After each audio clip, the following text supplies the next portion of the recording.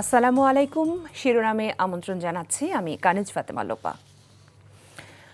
জুলাইয়ের বীর শহীদ আবু সাইদের কবর জিয়ারতের মধ্য দিয়ে বিচার, সংস্কার ও নতুন সংবিধানের দাবিতে দেশব্যাপী জুলাই পদযাত্রা শুরু করছে জাতীয় নাগরিক পার্টি। রংপুরের পীরগঞ্জে কবর জিয়ারত শেষে সকাল 11টার পরে গাইবান্ধার উদ্দেশ্যে নেতাকর্মীদের নিয়ে পথসভা ও পদযাত্রা করবেন দলের আহ্বায়ক নাহিদ ইসলাম। পদযাত্রার মধ্য দিয়ে জনতার মতামতের আলোকে জুলাই বিপ্লবের ইশতেহার এবং জুলাইয়ের ঘোষণাপত্র রচনা করা হবে বলে জানিয়েছেন দলের নেতারা। এদিকে বিপ্লবের 1 বছর পূর্তিতে বিচারের দৃশ্যমান অগ্রগতি না হওয়ায় ক্ষোভ প্রকাশ করেছেন শহীদ আবু সাইদের বাবা মকবুল হোসেন।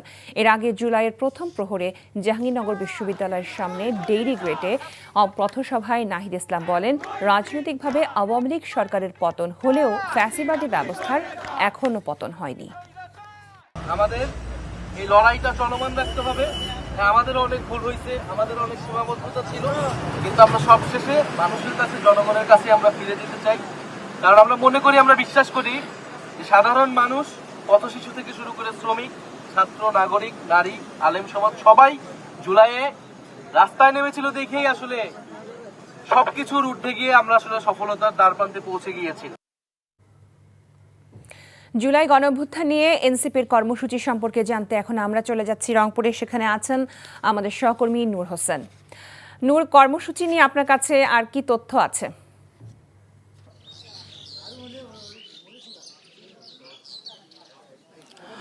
বিপ্লবের যে বর্ষপূর্তি, সেই বর্ষপূর্তি উপলক্ষে লোপা জাতীয় নাগরিক পার্টি মাসব্যাপী কর্মসূচি ঘোষণা করেছে এবং এই মাসব্যাপী কর্মসূচি প্রথমটি, অর্থাৎ একেবারে সূচনাটি হবে রংপুরের পীরগঞ্জে শহীদ আবু সাইদের যে সমাধিস্থল, সেই সমাধিস্থল থেকে।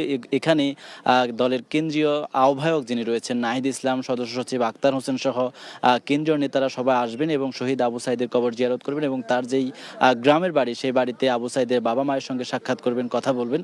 এই কর্মসূচির মধ্য দিয়ে জাতীয় নাগরিক পার্টির জুলাইয়ের যে কর্মসূচি, সেই মাসব্যাপী কর্মসূচি শুরু হবে এবং এখন পর্যন্ত আমাদের কাছে যে খবর রয়েছে, তারা পীরগঞ্জে এসে পৌঁছেছেন এবং পীরগঞ্জের একটি কমিউনিটি সেন্টারে অবস্থান করছেন। আহ্বায়ক নাহিদ ইসলাম সহ দলের নেতাকর্মী যারা ঢাকা থেকে এসেছেন এবং জাহাঙ্গীরনগর বিশ্ববিদ্যালয় থেকে এসেছেন, তারা সবাই রংপুরের পীরগঞ্জে অবস্থান করছেন এবং কিছুক্ষণের মধ্যে, অল্প কয়েক মিনিটের মধ্যেই হয়তো আমরা তাদেরকে শহীদ আবু সাইদের যে গ্রামের বাড়ি এবং পাশে যে সমাধিস্থলটি রয়েছে সেখানটায় পাবো এবং তারা কবর জিয়ারতের মধ্য দিয়ে আবু সাইদের পরিবারের সঙ্গে কথা বলার মধ্য দিয়ে তাদের যে মাসব্যাপী কর্মসূচি সেটি শুরু করবেন এবং সেখানে হয়তো সাংবাদিকদের তিনি কথা বলবেন। সে সময় হয়তো জুলাইকে ঘিরে তার যেই দাবি এবং সরকার সহ রাষ্ট্রের বিভিন্ন বিষয়ে তার যে বক্তব্য, সেটি আমরা জানতে পারবো।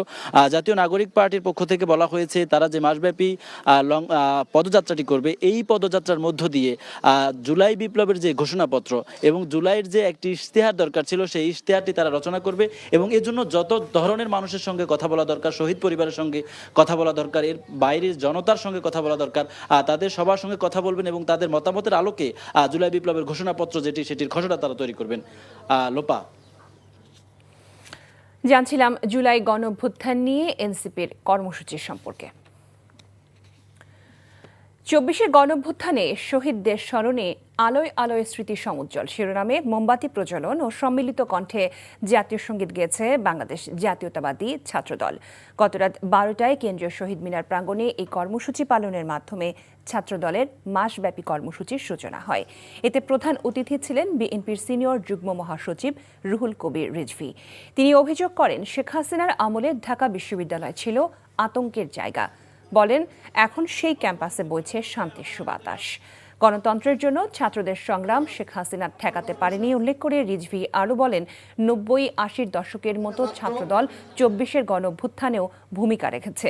এছাড়া সব বাধা অতিক্রম করে গণতন্ত্র প্রতিষ্ঠা করা হবে বলেও মন্তব্য করেন এই নেতা। বিশ্ববিদ্যালয় মনে হয়েছিল ডাকাতদের গ্রাম, এখানে মেধাবী ছাত্রের হাতে মারা যায় নিরীহ ছাত্র। এইখানে গাড়ি নিয়ে ঢুকলে পরে কাঁধ তুলে রাখতে হয়।